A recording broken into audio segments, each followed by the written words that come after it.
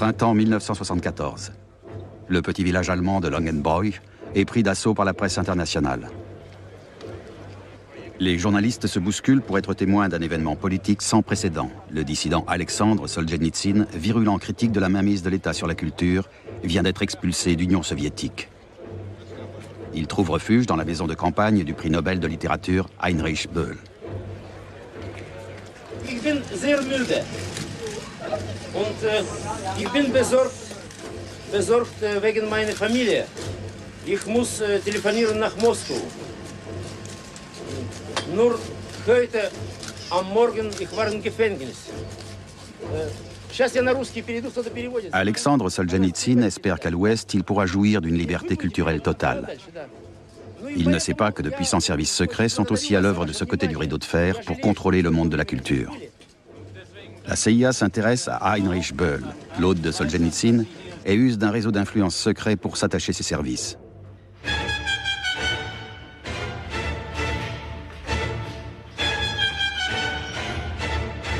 La CIA recrute des représentants de l'élite culturelle occidentale et les utilise pour mener sa guerre froide culturelle. Écrivains, plasticiens, musiciens et compositeurs, tous sont mis à contribution par les services secrets américains.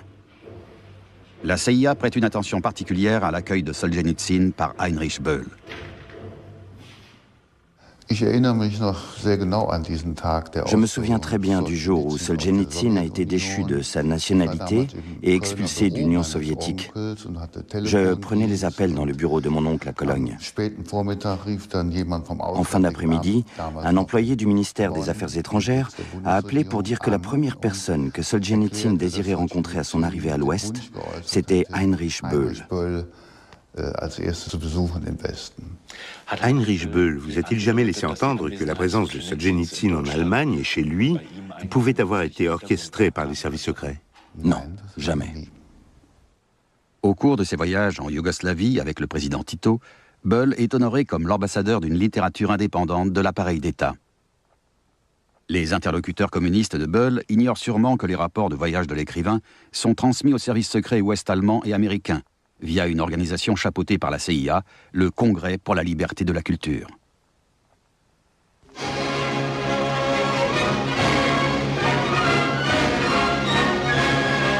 In Berlin traf sich die geistige Elite von 4 Kontinenten zum Kongress für kulturelle Freiheit. Der bedeutende italienische Schriftsteller Ignazio Silone und Sidney Hook, Philosophieprofessor an der Universität New York. Die dreitägige internationale Arbeitstagung fand ihren großen Abschluss in einer öffentlichen Kundgebung am Funkturm unter dem Motto Freie Kultur in einer freien Welt. Der englische Schriftsteller Arthur Koestler sagte abschließend, es sei an der Zeit, der Neutralität Lebewohl zu sagen. Die Intellektuellen des Westens haben ihre Defensivpositionen verlassen. Freunde, die Freiheit hat die Offensive ergriffen.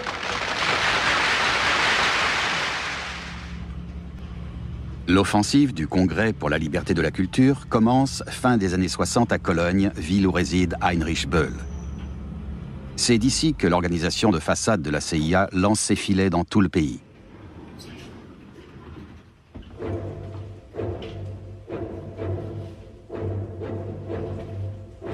Le responsable secret du Congrès à Cologne est l'éditeur Josef Kaspar Witsch, ancien fonctionnaire de la culture sous le régime nazi.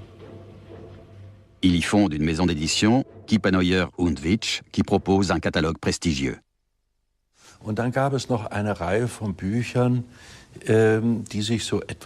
Plusieurs livres comportaient des zones d'ombre, non pas quant à leur contenu, puisque tout un chacun pouvait les lire, mais au niveau de leur financement. Il s'agissait d'ouvrages volumineux, dont la traduction avait dû coûter très cher. Or, il est peu probable que Josef Kaspar Witsch avait les moyens à l'époque de proposer ses livres dans son catalogue sans un financement extérieur. Qui a pu financer l'édition de ces livres? La plupart d'entre eux provenaient des États-Unis. On songeait donc naturellement à une source américaine. Et on murmurait, sans le dire ouvertement, que le financement provenait de la CIA. Pourtant, Heinrich Böll a choisi Witsch pour éditer ses livres. Oui, il a choisi Witsch et il lui est resté fidèle jusqu'à sa mort. Les deux hommes étaient amis. Ils étaient très proches l'un de l'autre. Mais j'ignore dans quelle mesure Witsch a mis Heinrich Böll dans le secret du financement par la CIA. Et si c'est le cas, comment Böll a réagi? Je n'en sais rien. Les rapports de Heinrich Böll sur ses voyages à l'Est parviennent à Witsch et par conséquent jusqu'au service secret. Witsch, ancien membre des SA sous le régime nazi, rencontre des artistes et des journalistes influents dans cette résidence rattachée au Congrès pour la liberté de la culture. Le budget annuel est alloué par une fondation fictive créée par la CIA. Parmi les personnalités que Böll et Witsch rencontrent à Cologne, l'ancien agent des services de contre-espionnage nazi et ancien sous-lieutenant des SS, Berend von Nödbeck, l'ancien agent provocateur de la Gestapo, Hans Otto Weizmann, et la première garde des journalistes de la radio et de la télévision allemande. Qu'avaient donc en commun ces gens de lettres et ces auteurs de premier plan? Ils partageaient tous le même objectif que le Congrès, à savoir la liberté culturelle. Tous n'étaient pas artistes, mais tous étaient impliqués d'une manière ou d'une autre dans la politique culturelle. Et nous étions témoins devant notre porte de ce qui arrive quand on ne se bat pas pour la liberté. Ça commençait à l'est de l'Allemagne. N'aurait-on pas pu faire la même chose au sein d'un parti politique? Je ne crois pas. Les partis politiques n'ont pas pour principal objectif la sauvegarde de la culture, même si c'est inscrit dans leur programme. Les partis politiques ont quantité d'autres objectifs. Le risque aurait donc été qu'un tel choisisse tel parti, un tel autre, et qu'au final on se déchire au lieu de s'unir. Vous souvenez-vous d'une action relative à la politique culturelle du Congrès qui ait été couronnée de succès? Oui, une de nos actions menées en 1961. Après la mort de Boris Pasternak, le régime soviétique a fait arrêter Olga Ivinskaya, la muse de l'écrivain, sans doute pour lui faire payer les méfaits reprochés à son compagnon décédé. Notre centrale de Paris nous a fait parvenir un texte en me demandant de le faire signer par des personnalités importantes et de le publier. J'ai appelé Böll, qui faisait partie du Congrès, et je lui ai lu le texte. Je lui ai demandé s'il acceptait de le signer et il a répondu « Évidemment », et le texte a été publié.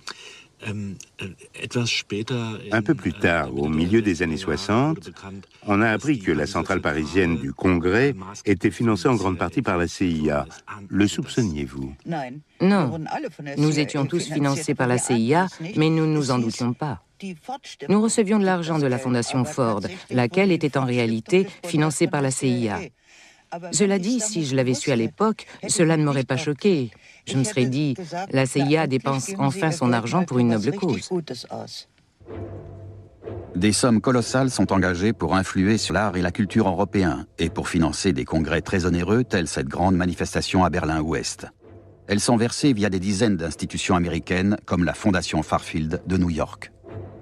Ces fondations font transiter l'argent de la CIA à la centrale européenne du Congrès pour la liberté de la culture basée à Paris. Témoignage de Tom Braden, ex-agent de la CIA.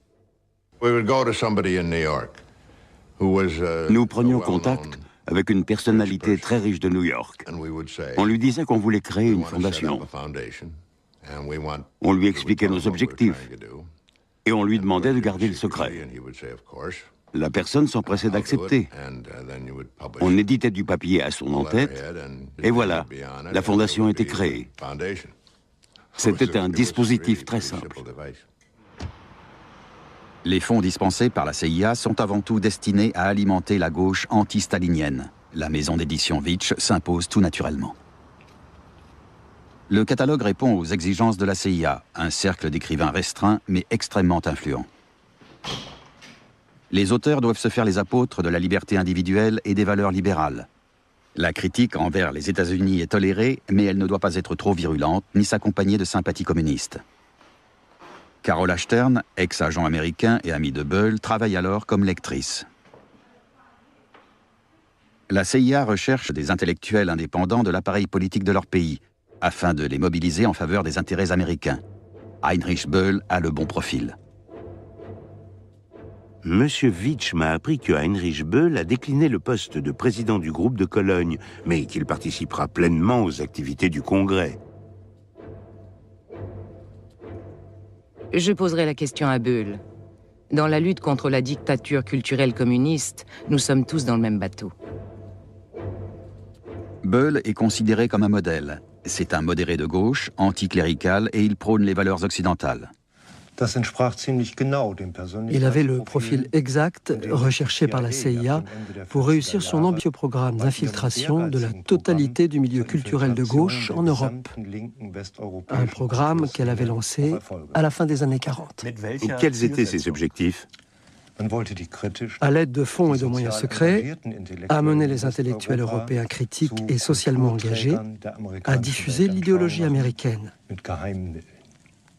Ou bien, comme le formule une directive de la CIA, telle une araignée dans sa toile, contrôler l'ensemble de la vie culturelle européenne afin qu'elle ne s'oppose pas à la libre entreprise et à l'économie de marché propre au système américain.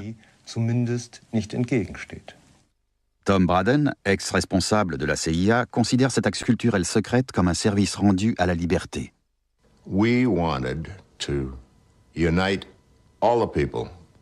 Nous voulions unir les écrivains, les musiciens, les peintres, ainsi que leur public.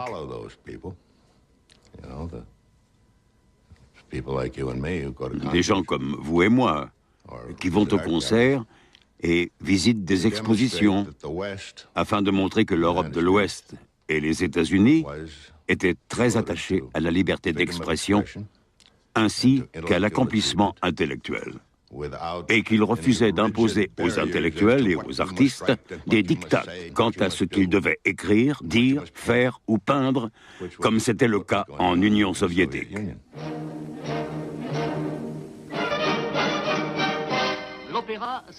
Par l'entremise de sa fondation de façade, la CIA entame en 1952 son offensive européenne avec un programme culturel des plus fastueux.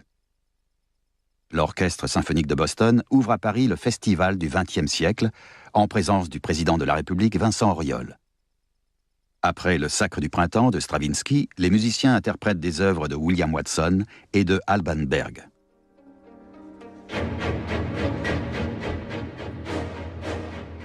La campagne américaine pour la promotion de la musique atonale et de la peinture abstraite commence au Théâtre des Champs-Élysées, un édifice de 1913 orné de fresques suaves.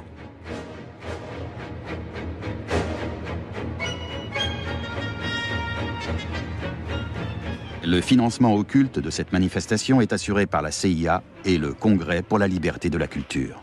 C'est une manifestation assez impressionnante, fastueuse, d'ailleurs qui a été critiquée parce que dans un pays qui se relevait de la guerre, comme la France de l'époque, c'était peut-être un petit peu trop fastueux, mais la pointe était très claire.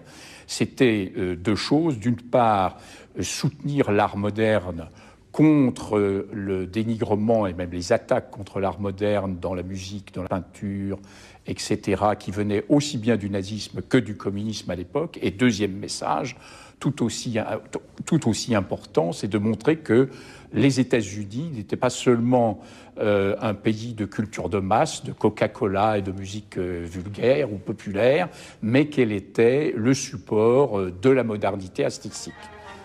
La campagne culturelle que la CIA mène en Europe est étrangement en contradiction avec la sensibilité culturelle qui prévaut aux États-Unis. Aux États-Unis, ces artistes et ces scientifiques font l'objet de poursuites et d'accusations, comme en témoigne cet article paru dans l'hebdomadaire Life. Leurs idées ne sont pas conformes à la politique en vigueur. Également au banc des accusés, Thomas Mann. L'antenne allemande du Congrès pour la liberté de la culture considère Thomas Mann comme un ennemi de la modernité occidentale. Par égard envers nos amis américains, Thomas Mann, écrivain allemand et prix Nobel de littérature, ne peut être invité au Festival du XXe siècle de Paris. Les opinions de Thomas Mann sont incompatibles avec le plan d'action du Congrès et ses objectifs politiques. C'est de construire une communauté intellectuelle euro-atlantique troisièmement, c'est de trouver les moyens d'établir avec les créateurs qui sont soit dans les démocraties, essentiellement dans les démocraties populaires d'ailleurs, d'Europe centrale, des voies d'échanges intellectuels authentiques, non bureaucratisés et non pollués aussi par la lutte idéologique. Je dirais que le Congrès pour la liberté de la culture, en résumé, ce sont les belles années de l'Amérique libérale de l'après-guerre.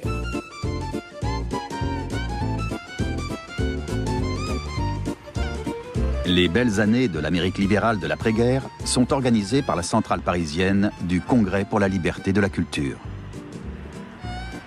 Et ce sont en réalité les Européens qui mettent la main à la poche. En contrepartie des produits américains importés dans le cadre du plan Marshall, ils doivent placer la contre-valeur en monnaie nationale sur un compte spécial. C'est avec les fonds de ce compte que la CIA finance ses opérations en Europe. Dans les actualités, les Européens sont systématiquement présentés comme des mendiants.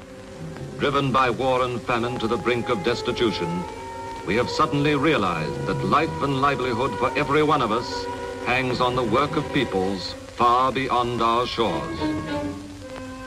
We have awakened to the harsh reality that Western Europe is no longer the undisputed center of the world. Across the Atlantic stands a mighty nation, and now forging beyond us in wealth and strength.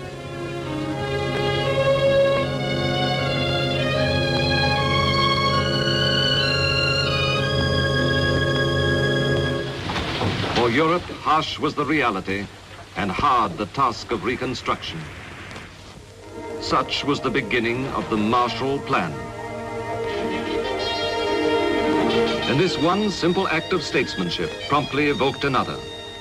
Swiftly, Europe herself set up an organization to grasp the helping hand. Le Congrès pour la liberté de la culture a vu le jour peu après le lancement du plan Marshall, qui impliquait la constitution par les Européens de fonds de contre-valeur. C'est avec le plan Marshall et les fonds de contre-valeur que nous avons financé le Congrès et d'autres organisations en Europe. Des sommes colossales transitent par la succursale bâloise de la Chase Manhattan Bank avant d'arriver à l'hôtel Baltimore de Paris, première base des opérations culturelles de la CIA après la guerre. Les émoluments du personnel hautement qualifié du bureau parisien engloutissent chaque année 200 000 $. L'équivalent de 20 000 € est envoyé chaque mois en Allemagne. Parmi les bénéficiaires, l'antenne allemande du Congrès, ainsi que l'éditeur Vitsch et Heinrich Böll. Les archives révèlent que Raymond Aron est une des figures de proue du réseau culturel des services secrets américains et qu'il a bénéficié de leur dessous de table. Sociologue et philosophe influent, Raymond Aron n'aurait toutefois rien à se reprocher. Il se trouvait en conflit avec des gens qui l'avaient accompagné, puisqu'il les avait connus à l'école normale supérieure, comme Sartre, qui faisait partie des intellectuels de la gauche non communiste qui n'avaient pas pris, dans la guerre froide, une position militante ouverte contre le communisme. Sartre disposait d'une revue, Les Temps modernes, qui influençait certaines couches des intellectuels non communistes. Et comme en Angleterre, le Congrès pour la liberté de la culture avait pour objectif de liquider l'influence de revues qui, en quelque sorte, empêchaient une partie des intellectuels non communistes de rejoindre le combat pour la défense des États-Unis. C'était donc un combat central, mais un combat évidemment qui s'accompagnait d'une lutte anticommuniste plus ouverte et pour laquelle Aron a bénéficié d'une des armes essentielles en France du Congrès pour la liberté de la culture, c'est-à-dire de la revue Preuve. Sous la direction de Raymond Aron, la revue Preuve lance régulièrement de virulentes diatribes contre Jean-Paul Sartre. Les sympathies que Sartre nourrit pour la révolution cubaine sont considérées comme très dangereuses, car elles laissent se profiler une troisième voie entre Moscou et Washington. La vie privée de Sartre fait également l'objet d'attaques. Preuve surnomme la compagne de Sartre Mademoiselle de Beauvoir, une façon de condamner son union hors mariage avec le philosophe.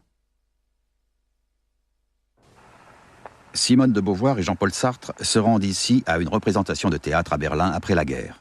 La jeune femme a blâmé les autorités françaises pour leur manque de clairvoyance quant à la vraie nature du régime hitlérien. Ses opposants l'accusent de porter des jugements à l'emporte-pièce. Le couple d'intellectuels ignore que ces attaques sont financées par la CIA. Les éditeurs de Preuve coordonnent leurs actions culturelles internationales dans des locaux du 1er arrondissement de Paris. Station Pyramide, 18 avenue de l'Opéra. Ici travaille une équipe d'intellectuels de premier plan sous la houlette de François Bondy, directeur de la revue. Bondy entretient des liens étroits avec l'antenne anglaise du Congrès pour la liberté de la culture. À Londres, le Congrès publie la revue Encounter et produit des films de propagande qui exaltent la liberté.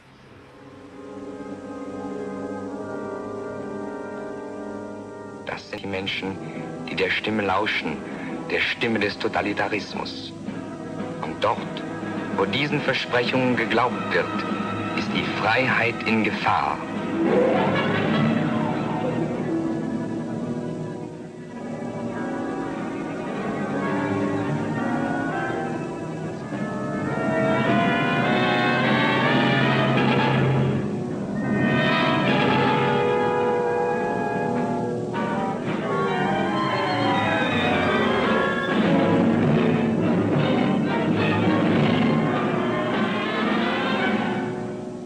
Der Staat würde bestimmen, wohin wir gehören und uns festhalten, wo es für seine Pläne notwendig ist.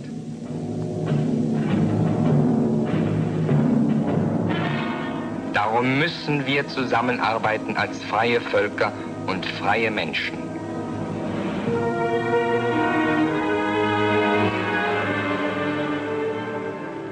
L'adaptation cinématographique de grands romans est orchestrée dans l'ombre par des collaborateurs du Congrès. Exemple le plus flagrant, 1984 de George Orwell. Sous l'influence de la CIA, le livre est transformé en porte-drapeau de l'anticommunisme. Le directeur du Comité américain pour la liberté de la culture supervise l'élaboration du scénario. Orwell mettait en garde contre la toute-puissance de l'État, contre l'ingérence anonyme de ses fonctionnaires dans la vie quotidienne et contre la répression des opinions dissidentes. Or, la CIA intervient justement de façon toute puissante et anonyme pour réprimer les divergences d'opinion. À l'aéroport Tempelhof de Berlin, QG de la CIA en Allemagne, les services secrets américains emploient plusieurs milliers de collaborateurs. Les dirigeants du Congrès pour la liberté de la culture entament dès 1950 leurs actions secrètes dans ces bâtiments construits sous le régime nazi. Dans le Berlin de l'après-guerre, devenu un véritable nid d'espions, le Congrès n'hésite pas à établir des contacts avec des terroristes, en prenant garde que son implication ne soit pas dévoilée. À la tête des actions culturelles du Congrès se trouvaient de brillants intellectuels comme Malvin Lasky, Shepard Stone ou Michael Schosselson. La mission dictée par les responsables des services secrets était claire. Il fallait appliquer les directives de la CIA concernant les opérations secrètes.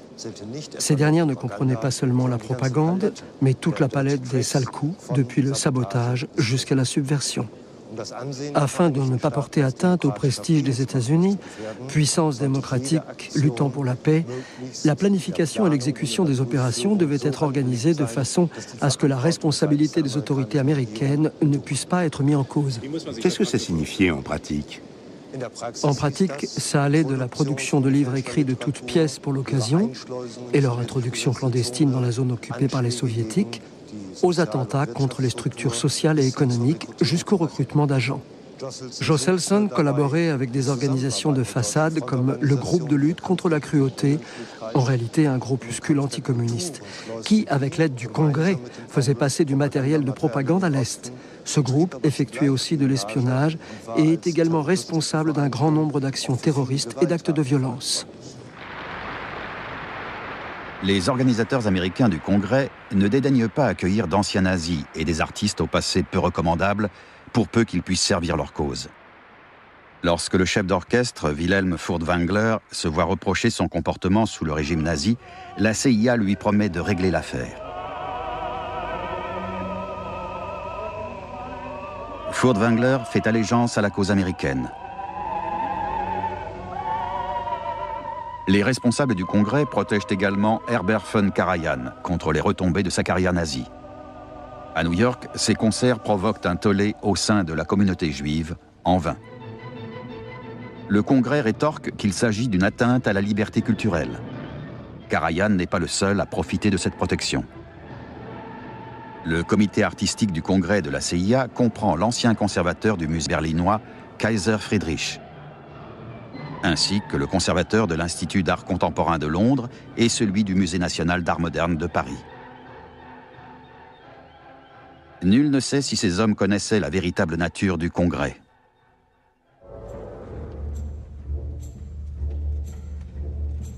En collaboration avec le Musée d'art moderne de New York, le Congrès choisit Berlin comme un des centres de la lutte pour la liberté de la culture et de l'art.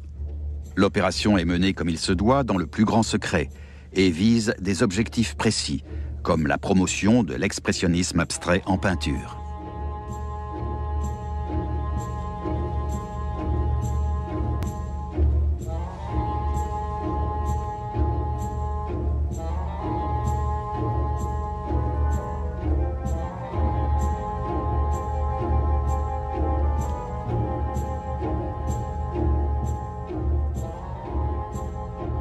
Selon la définition du président du Musée d'art moderne et protecteur du Congrès, ce mouvement est l'art de la libre entreprise.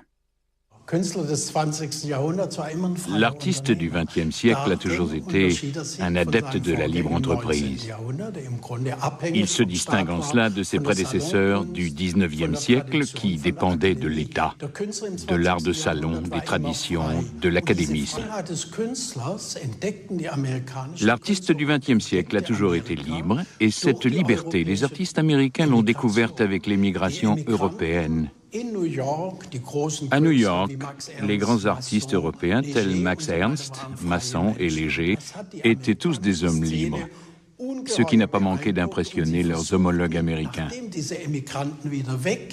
Lorsque ces immigrants sont retournés en Europe, les Américains ont tenté de nier leur apport.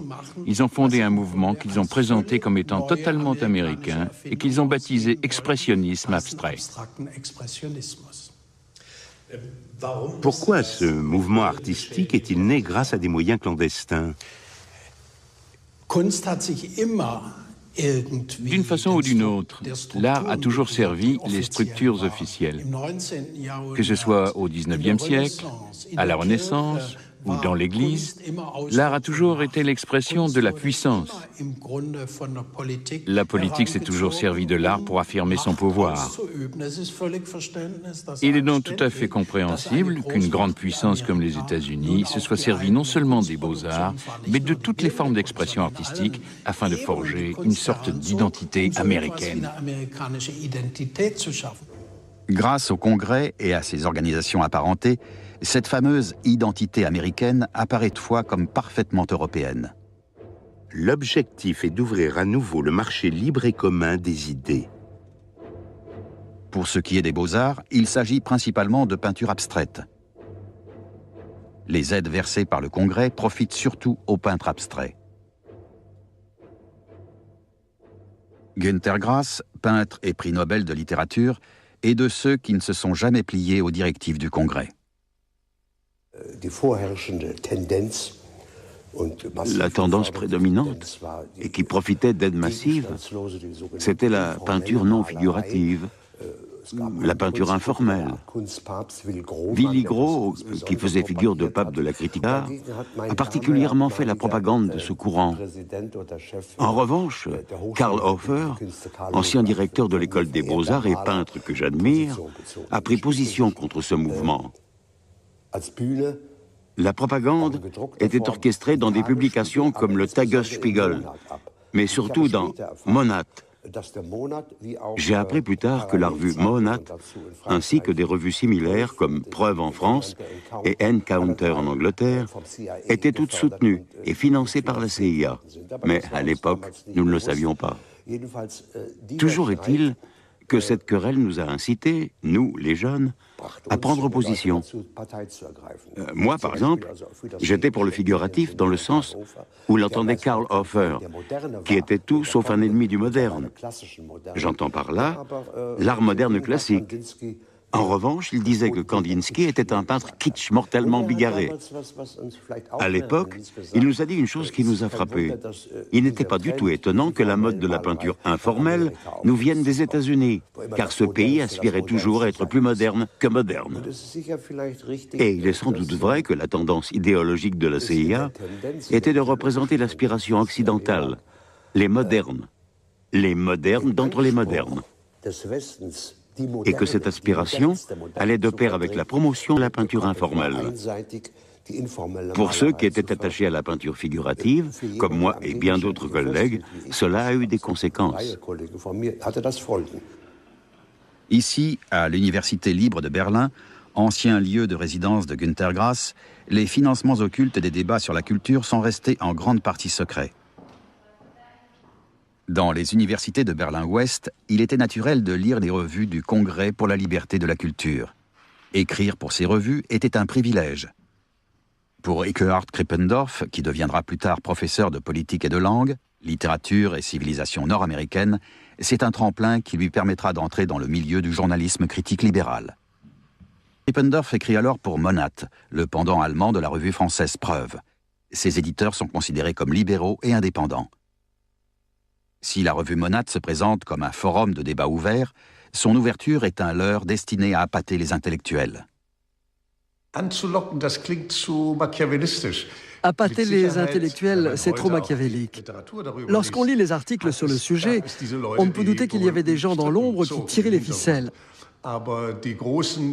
Mais les grands intellectuels comme Arthur Koestler, Isaiah Berlin et bien d'autres, la crème de l'intelligentsia de l'époque qui participaient, eh bien cela n'était pas corruptible au sens commun du terme.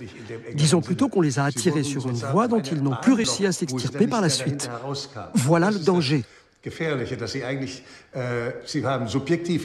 Ils pensaient très honnêtement que les États-Unis étaient le pays de la liberté, que ce pays avait libéré l'Europe de l'Ouest et que le communisme, celui de Staline, constituait un véritable danger pour toute politique libérale, toute culture libérale. Cela ne signifie pas pour autant qu'ils se soient fait les sbires de la politique américaine, mais ils le sont devenus de façon objective car ils ne pouvaient pas sortir du piège. Et ils ont pris conscience de ce piège lors de la guerre du Vietnam. Là, ils ont compris où ils avaient mis les pieds. Le piège est posé par le Congrès et financé par la CIA. L'argent profite aux Allemands Heinrich Böll, Peter Hartling et à l'éditeur du Monat, Jais Rich. Aux Français René Tavernier et Mannes Sperber et aux Suisses François Bondy. À l'Italien Ignazio Silone et aux Britanniques Stephen Spender. Motif des versements, frais de voyage pour le Congrès international du Pen Club en Yougoslavie, afin de renforcer la présence de l'organisation pilotée par les Américains.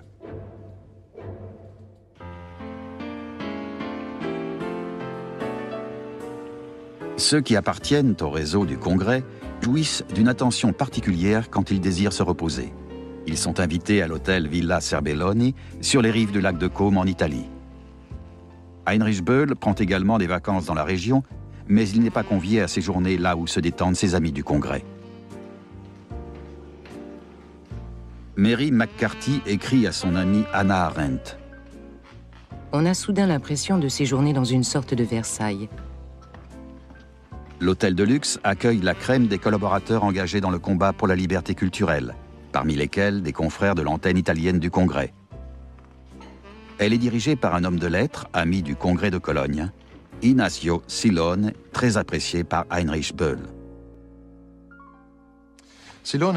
En 1950, Silone était un des écrivains italiens les plus connus et appréciés. Ses romans ont été diffusés par milliers d'exemplaires. Il était en Italie ce que Böll était en Allemagne et Aron en France. Il avait aussi été un antifasciste. Il était revenu en Italie pour participer aux travaux pour l'Assemblée constituante. Il était très connu. Il jouissait d'une grande autorité et était apprécié en Italie comme à l'étranger. Il est donc naturel que le Congrès pour la liberté de la culture se soit tourné vers Ignazio Silone lorsqu'il cherchait un représentant italien influent. Ces dernières années, nous avons appris des éléments que nous ignorions sur l'histoire et la biographie de Silone. Nous savions que Silone avait été communiste de 1921 à 1931, mais pas qu'il avait aussi collaboré pendant ces mêmes années avec la police politique de Mussolini. Il a livré des informations sur l'organisation communiste qu'il dirigeait lui-même. Plus tard, au cours de la Seconde Guerre mondiale, alors qu'il se trouvait en Suisse, il a repris une activité politique en relation avec Allen Dulles et l'OSS, les services secrets américains, qui ont précédé la CIA et qui commençaient alors à opérer en Suisse.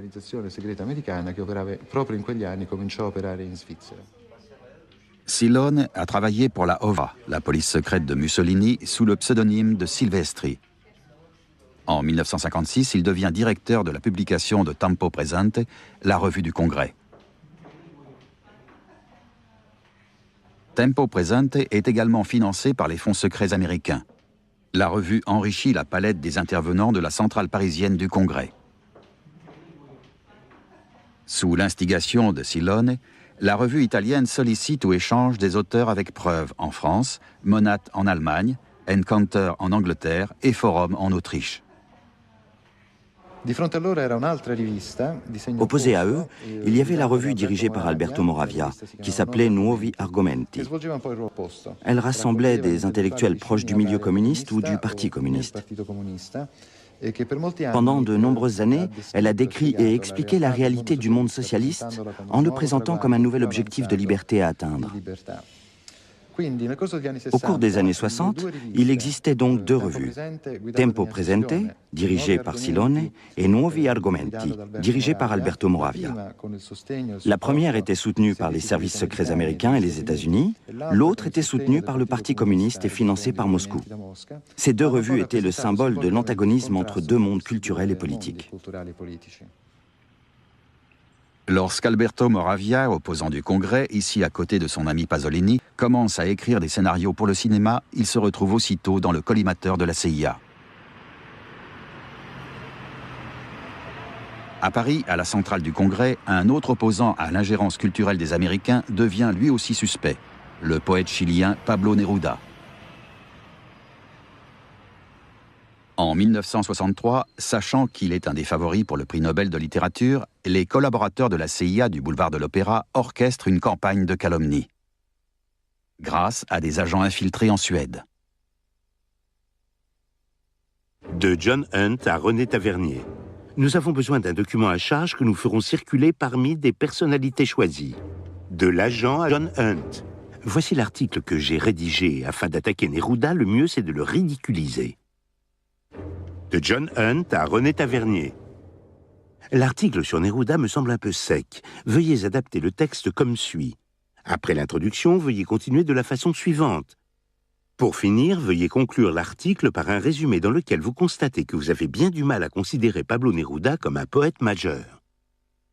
Je ne connais pas cette affaire Neruda, puisque je n'ai travaillé que sur l'Europe, mais elle pose un point très important sur la question de savoir ce qu'on appelle Congrès pour la liberté de la culture. En effet, le Congrès pour la liberté de la culture, c'est un secrétariat international américain localisé à Paris, effectivement, mais ce sont aussi des revues, des groupes nationaux, et le Congrès se développe en tension entre ce secrétariat américain et des intellectuels italiens, français, allemands ou britanniques. Et évidemment, il y a énormément de mémorandums ou de mémoranda qui sont publiés, qui sont lancés comme des ballons d'essai par ce secrétariat international. Ça ne signifie pas du tout qu'ils soient tous suivis des faits ou qu'ils soient tous repris par les partenaires européens, notamment du Congrès pour la liberté de la culture. De Julian Gorkin à John Hunt. Voici l'article que vient de publier un des journaux suédois les plus importants. Sans apparaître nous-mêmes, et grâce à nos relations avec le secrétaire du comité du prix Nobel, le résultat obtenu est meilleur que nous aurions pu l'espérer. De Michael Jöselsen à John Hunt.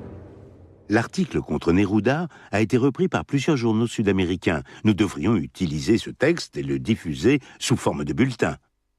C'est fait.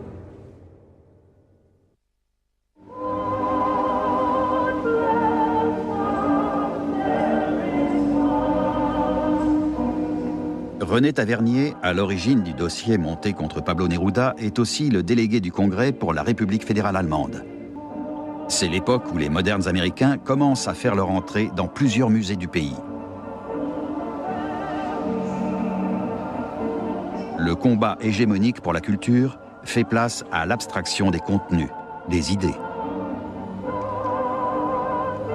Ces objets du quotidien américain dupliqués à l'envi sont globalement acceptés comme des œuvres d'art et doivent contribuer à mettre en veilleuse l'art à contenu social. Ils ont atteint leur objectif qui était de réunir des intellectuels libéraux, sociodémocrates et conservateurs des États-Unis et de l'Europe de l'Ouest. Mais ils ont échoué à attirer dans leur rang des intellectuels communistes. Quelle méthode utilisent-ils à cette époque ? Ils essaient d'utiliser des méthodes douces, c'est-à-dire d'engager le dialogue, de proposer des échanges, des débats. Leur argumentation est que tout, au fond, est relatif. Les idéologies sont des positions du passé. Ce sont les tranchées de la guerre froide dont il faut sortir. Il popularise la désidéologisation prônée par Fritz René Allemann, une des têtes pensantes du Congrès.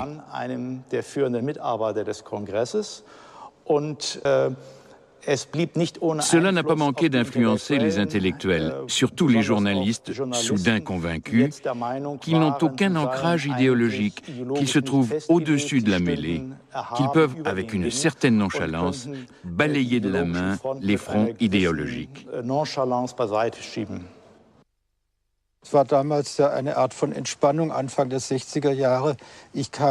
Au début des années 60, c'était une sorte de divertissement. J'étais revenu de Berkeley pour travailler dans la presse à Hambourg. Auparavant, j'avais été conseiller au Zeit et au Stern. Cela ne nous a jamais posé problème de nous rendre 2 à 3 fois par mois dans les locaux du Congrès, afin d'y déguster une petite vodka de la CIA. Cela nous divertissait même. Cela ne nous choquait pas. Cela ne nous taraudait pas. Nous trouvions cela naturel, tout comme les rumeurs, et cela nous faisait bien rire.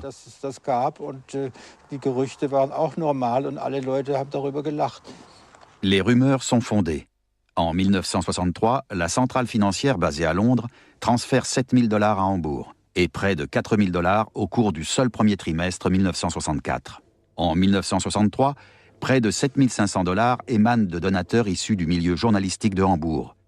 $50 000 sont ainsi versés chaque année à la revue Monat.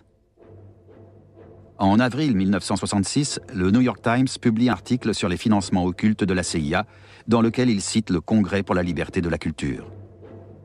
Même des proches collaborateurs du Congrès sont choqués.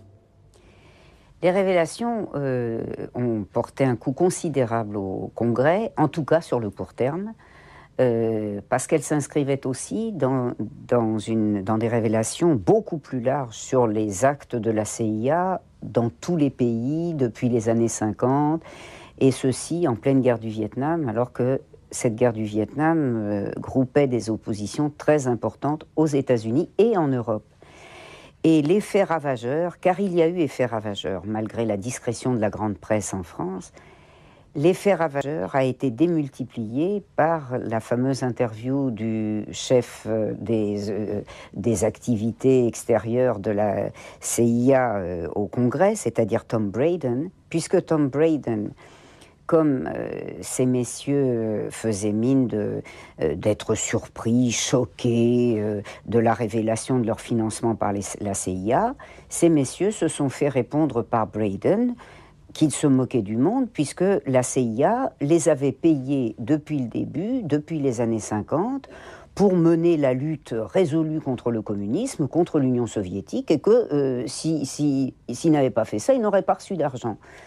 De sorte évidemment qu'il a été nécessaire, dans un certain nombre de groupements, de retirer quelques noms américains compromettants, par exemple à l'Institut d'histoire sociale, et ailleurs que des revues se sont effondrées, voire même le Congrès lui-même, mais que les liens avec les États-Unis, parce que les nécessités demeuraient les mêmes, se sont maintenus, y compris les liens financiers. À Cologne et dans la maison de campagne de Heinrich Böll, on ne semble pas percevoir le scandale. Les organes de presse, d'habitude si prompts à faire état des moindres suspicions, ne soufflent mot sur les révélations sulfureuses. On se dépêche de mettre en sécurité les produits européens issus de la machine culturelle secrète. La revue Monat, fleuron journalistique avec ses auteurs tels Heinrich Böll ou Siegfried Lenz, est en péril. Aussitôt, l'éditeur du Zeit à Hambourg s'emploie à la racheter. Ces messieurs étaient très proches du Monat, mais aussi du Congrès où on les considérait comme idéologiquement inoffensifs. Est-ce que cet aspect a joué un rôle lors des négociations pour la vente du Monat ? Ça n'a joué absolument aucun rôle. En dépit de quelques différences, la concordance entre les deux partis, le Zeit d'un côté, le Monat de l'autre, était finalement très grande sur le plan politique et journalistique. On se considérait des deux côtés comme des libéraux. Et donc, cet aspect n'est pas entré en ligne de compte. Il est clair que la guerre du Vietnam avait renforcé la méfiance envers les États-Unis. Mais cela ne jouait pas un rôle suffisamment important à l'époque pour qu'on en parle. Avec qui avez-vous négocié ? J'ai négocié avec Shepard Stone, un délégué américain. Je l'ai rencontré à Düsseldorf, à l'hôtel Breitenbacher Hof, à l'occasion d'un déjeuner des plus plaisants où nous sommes très vite tombés d'accord. En tout cas, il avait le sentiment que le Zeit était le partenaire idéal pour le Monat. L'affaire a été bouclée en un tour de main. Cela ne vous a pas intrigué de voir un citoyen américain négocier la vente d'une revue qui avait publié après la guerre l'élite des écrivains européens, parmi lesquels Raymond Aron, François Bondy et Heinrich Böll. Nous n'étions pas le moins du monde soupçonneux, en dépit des rumeurs selon lesquelles la CIA était mêlée à cette revue. Le Congrès avait été fondé par les Américains. Nous savions pertinemment aussi que les Américains n'auraient jamais lâché les rênes de cette institution. Nous trouvions donc normal que ce soit des Américains qui vendent la revue. Nous avions toutefois décidé que toute ingérence américaine cesserait dès que la revue deviendrait propriété du Zeit. Ces révélations n'ont aucune incidence sur les activités politiques d'Heinrich Böll, pour peu qu'il en ait eu connaissance. L'écrivain allemand prend la tête d'une sous-organisation du Congrès et de la CIA. En tout cas, son nom est utilisé, tout comme celui de Raymond Aron. Le comité des éditeurs et des auteurs pour la collaboration européenne distribue des sommes importantes. Ici, 10 000 $ pour de prétendues bourses, là, 10 000 $ pour la sortie d'un livre, le plus souvent en Europe de l'Est. Pologne. Sur place, nous avons doublement influencé le développement de l'art d'avant-garde, directement et indirectement. URSS. La participation du peintre Bieloutin au programme d'aide s'est déroulée de façon clandestine. Dans cette lutte culturelle secrète menée par la CIA et ses organisations de façade, Heinrich Böll a pris une place prépondérante, en tant qu'avocat irréprochable de ses confrères écrivains et artistes d'Europe de l'Est. Heinrich Böll était-il manipulé? Cela ne m'étonnerait pas. Ils étaient extrêmement habiles. Et Heinrich Böll était un homme d'une bonne foi prodigieuse. On pouvait l'utiliser et même abuser de lui. Quand on considère sa bonne volonté, quand on voit la façon dont il s'investissait pour des écrivains persécutés en URSS, On ne peut pas exclure qu'ils aient voulu profiter de l'occasion pour l'utiliser, pour se servir de lui. Je ne crois pas que la CIA ait réussi, car Heinrich Böll a toujours suivi sa propre voie pour aider ces personnes. Même s'il s'est trouvé mêlé à son insu à des réseaux organisés, il aurait été vain d'essayer de l'enfermer dans un camp quelconque. Le camp dans lequel Heinrich Böll agit est sous les ordres d'Allen Dulles, directeur de la CIA. Ce dernier engage des activités de propagande sur tous les fronts. De la propagande grise à travers laquelle les instigateurs secrets doivent former l'opinion au niveau planétaire. De la propagande de base afin de manipuler de grandes organisations telles les syndicats et les partis, ainsi que des activités culturelles. Le Congrès pour la liberté de la culture est le premier organisme de sa liste d'affectation. Au vu de ce concept, Böll, Aron, Bondy et Silone sont parfaitement interchangeables.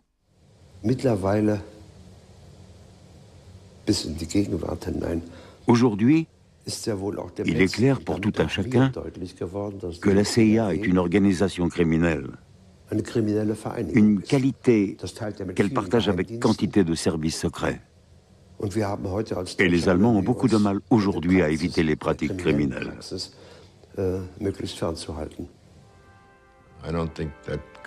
Je pense que seuls les États-Unis étaient à même de faire une telle chose. Et je suis content que la CIA ait été immorale, pour autant qu'il soit immoral de financer secrètement des activités essentielles pour la liberté de l'humanité. Si ça c'est immoral, eh bien j'en suis content.